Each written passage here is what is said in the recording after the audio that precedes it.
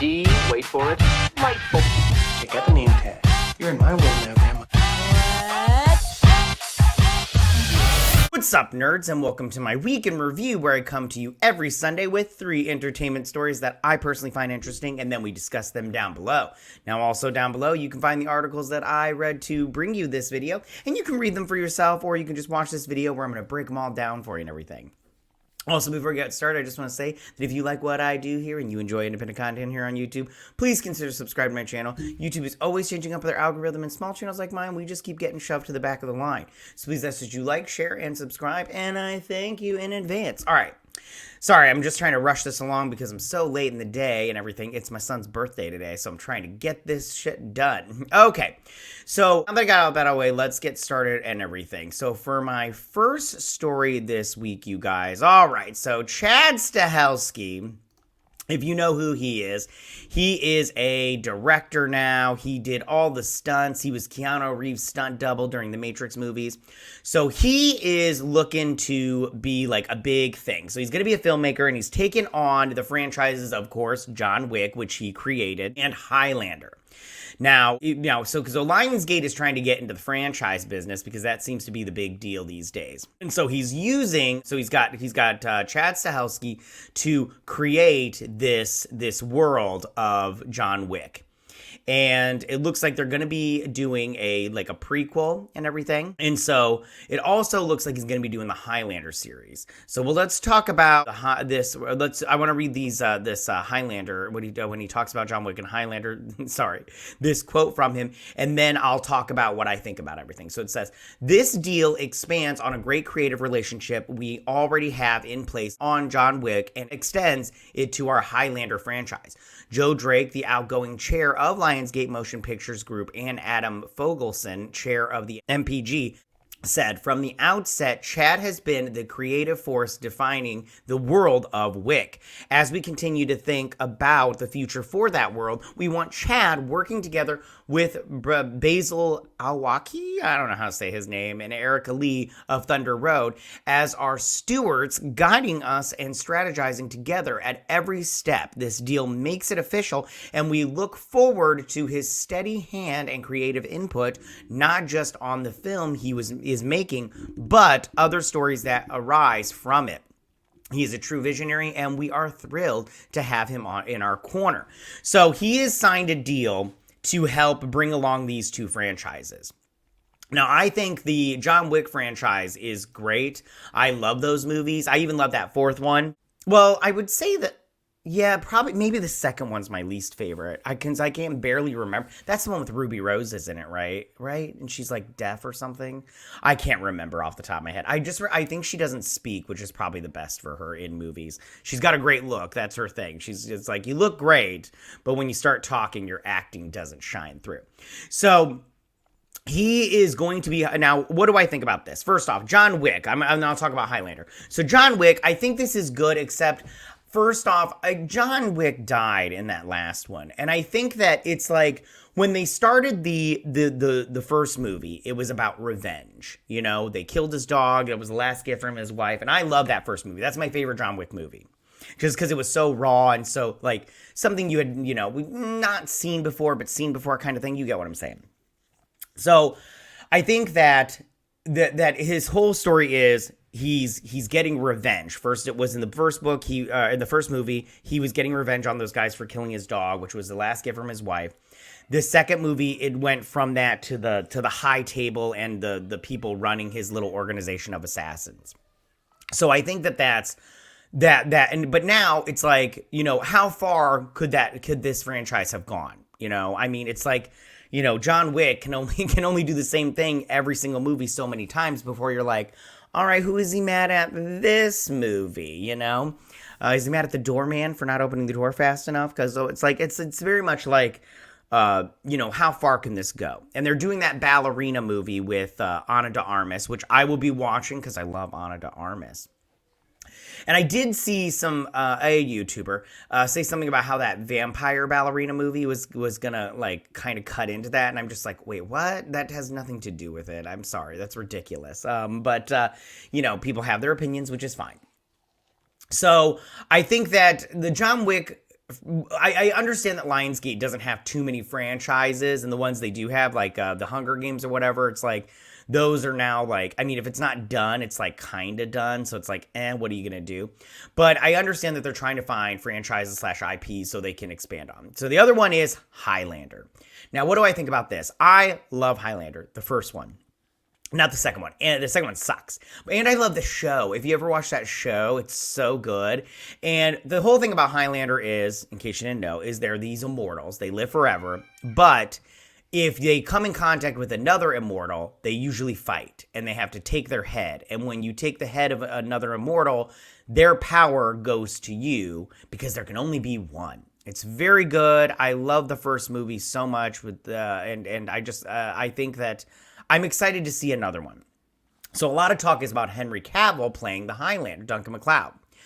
And I'm on for it. I love Henry Cavill. That man is very good looking, and he's not a bad actor and everything.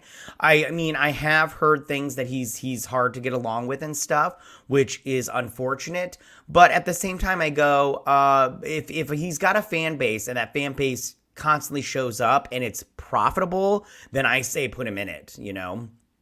And maybe, you know, and I've heard that he wants A-list status on set, and I'm like, but this is the thing. If he can prove, like if they put him in a movie, like that Argyle movie, if people show up to that Argyle movie to see Henry Cavill, then and it's profitable, like I said before, then it's like, put him in it. Because if he's profitable and he's a name that people will go see, then why wouldn't you put him in it? You know what I'm saying? So we'll see how all this turns out, but I say good job, and I'm happy for Chad Stahelski, you know, coming from somebody who was a stunt performer to somebody who created his own stunt business or whatever, and then now making his own movies or whatnot. I think that's great, and I'm happy for him, you know. I think that, you know, I always like to see somebody go from like rags to riches kind of thing, so good for him. So that is my first story of the week. So for my second story of the week, you guys. All right, so Christopher Landon, if you don't know who that is, he is a director, and he directed that Freaky Friday movie. Not Freaky Friday. Ooh, what was it called? Freaky or whatever. The one where the girl, like, she switches body. It was like a Freaky Friday movie, but she switched bodies with a serial killer, with Vince Vaughn. I can't remember. What was the name of that movie? Ah, crap. It doesn't matter. Anyways. And he was going to direct Scream 7, but then he bailed out of that after Jenna Ortega left and What's-Her-Face got fired. I have to do a video on that. But I want to talk about this. So he's now doing a werewolf thriller called Big Bad. So here's the article. This is from Deadline, my favorite. And it says, right here, it says, exclusive. So another Lionsgate. Lionsgate is closing a deal to purchase a package that will have Chandler Baker adapt her short story Big Bad for Chris Landon to direct. Todd Lieberman and Hidden Pictures will produce with Landon. Everybody's producing these days. Produce, because you get the money and you get all that good stuff. It's Landon's first new attachment after dropping out of directing Scream 7, which I think was a bad choice, but you know, he's all like, I lost my 2 stars. And I would have been like, so? I've been like, just create another one. You need the Fab Four. What were they? What are their names? I don't remember. It doesn't even matter. I don't care. Anyways, in the chain of events that started with Spyglass firing actress Melissa Barrera after a salvo of social media and Scream franchise Baker felt was anti-Semitic, because it was. This was after the October 7th terror attack in Israel, which we're not going to talk about. Jenna Ortega then dropped out and Landon followed. So it says, an author of the bestseller Whisper Network, Baker wrote this short story as part of the anthology novel Creature Feature. Here in the long line where what is the potential for a howling good werewolf movie. When the story was published last fall, the Strauss family is on knife's edge. Sam is a respectful stay-at-home dad. Ew. Rachel feels the relentlessness in her blood returning. Her children are getting out of hand, and a recent mudslide has forced the wolves out of the woods to look for food. As dusk falls and tensions rise, the family must come together to survive the night from the threats outside and those within, which means somebody's a werewolf inside. It says all this stuff about who's executive producing and all that good stuff and who's represented by who. So I think this sounds like a good idea. If this also sounds like a mixture of, say, like Dog Soldiers, but without the soldiers, just because the family aspect to it. And then it also kind of reminds me of Werewolf Within, was that new werewolf movie that I did a review on it and everything. I'll leave it in the iCard section. But it sounds like an interesting concept and something that I would be interested in. I don't know about you. I think it's kind of cool. And I mean, Christopher Landon isn't exactly, I'd say, like an overwhelmingly amazing director, but we'll see where he takes this. And I'm like, I wouldn't say I'm excited, but I definitely am interested in watching this movie and seeing where he takes it. I always love a good werewolf movie. I love werewolves and everything. Yeah, I just hope, I wonder what they're gonna look like, the creature design that they end up going with, because I do like seeing like the different, like if you compare to, like, if you look at the Dog Soldier werewolves are my favorite design of a werewolf. I love those werewolves. They're so cool. I just love how big they are and everything. And they kind of also did that in that, what was that werewolf movie where it was a serial killer? I don't remember. Sleepy or something Hollow. I can't remember. Anyways, Werewolf Hollow. And then, but if you also look at, like, say, like, I love the werewolf design for Ginger Snap. If you remember that one, I love that werewolf design. One design that I don't like is the one from Harry Potter. I don't like that werewolf design, but whatever. It's fine. But I am interested in to see where they go from here and what they choose to do with that. And all that good stuff. So it'll be fun, and I'm excited for it. And let's see how this works out for Landon and everybody. All right, you guys. So that was my second story of the week. So my third and final story this week. All right, you guys. So Johnny Depp is doing a movie. He's coming back. He is directing a movie, you guys. And he is going to be directing this movie called Modi. Now, this movie is about an artist. Can't remember. It says in this article what the artist's name was. Let me pull it up real quick. So it says his first directing a biopic called Modi, and it is about the painter Amedeo Modigliani. Jesus, I cannot remember. I can't say that name. Sorry, guys. And so they put out this first look of this movie. Now, we'll take a look at this picture. I'm putting it up right now. And I have to just say right now that this is a behind-the-scenes look at the picture. And it's got Al Pacino in there. And I think that this is charming. I think that, first off, Johnny Depp, I mean, He said that he made this movie because Al Pacino told him this movie needed to be made, and that's why he's directing this movie. And first off, as soon as I read that, I go, but did it though? Did this movie need to be made? But at the same time, I just go, it's totally fine because I love Johnny Depp and I'm glad that he's getting back to work. He may not be in front of the camera, which I personally would love to see him come back. But at the same time, I understand why. He was done dirty by Hollywood and nobody stuck by him. Disney didn't stick by him. Warner Brothers didn't stick by him. They stuck by Amber Heard, and she's a liar. But I just have to say, I even though I'm not interested in this movie, I will see it to support Johnny Depp. I'll go see it in the theaters because I do want to support him and I do want to show that I do support him. I feel bad what happened to him because it was a mistake and everything what they did to him.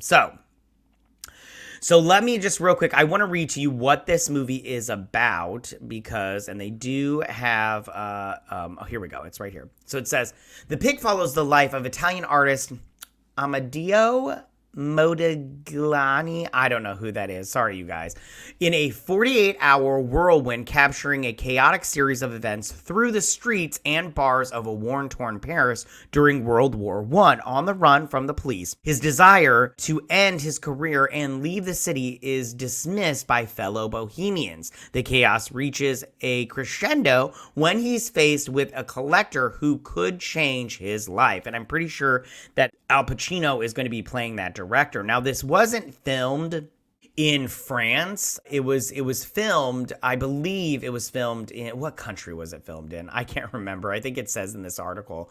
But it was not filmed in Paris. And Al Pacino's scenes are all filmed. He's filming in Europe.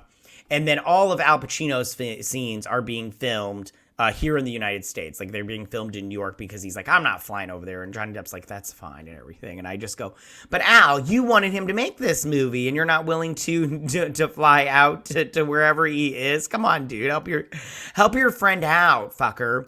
But I think that, first off, I'm happy that Johnny Depp is getting back into, say, the Hollywood scene, but he's directing. I understand that, and I'll equate it to Mel Gibson, even though it's a little bit different because Mel Gibson actually did do the things that he was accused of. But Mel Gibson, I think he did that, what was that, Bad Dads or whatever, Good Dads? What was that Dads movie that he did? And he did that movie, and it didn't do quite well, but then he did do a lot of directing, and I have to admit, the one war movie that he did. Gosh, my mind is blanking on the names of these movies. But I thought that, Hacksaw Ridge, I thought that was good. I think that, he did that Fat Man movie, which I thought also was very good. I love that Fat Man movie. So there's one where he did it, he was in front of the camera. So I think that overall, I do think that this is a good idea for Johnny Depp to kind of like maybe slowly come back. Even though for me personally, if he was in a movie in front of the camera, I'd go see it. I'd go see it in a heartbeat. Also, this movie, like I said, it doesn't sound that great. And I can't think of anything that Johnny Depp directed that I was like, oh my God, that's so good. But I am happy that he's coming back, and I hope that he does get a chance to show everybody that he is not cancelable. You can't cancel Johnny Depp. He's gonna do his thing, dude. So those are my stories of the week. Tell me, what do you guys think about all of this? How do you feel about Chad Stahelski signing this deal with Lionsgate to kind of cultivate and prune and everything, and kind of do everything with the John Wick franchise and the Highlander franchise? Are you excited about both? Do you think they should bring back Keanu Reeves to the John Wick franchise, or do you think they just should keep doing these offshoots like the Ballerina? And if you do, where do you think the story can be taken? I mean, they've talked about a prequel and everything, but I don't know about you, but I'm kind of not interested in that and everything. But at the same time, I want to see Keanu Reeves fighting people and shooting up and everything. So good. Also, how do you feel about that Highlander idea? Like, and do you want to see Henry Cavill as the Highlander, or do you think somebody else should be given a chance and everything? I love Highlander. It's so good. I love those movies. Also, tell me, how do you guys feel about Christopher Landon directing this werewolf movie, where a family's trying to fight off some werewolves because they're coming into their little area and everything? How do you guys feel about that? Are you excited for it? Do you like Christopher Landon? How do you feel about him leaving Scream? Do you think that was a good idea? I think it was a bad idea, but whatever. What do I know?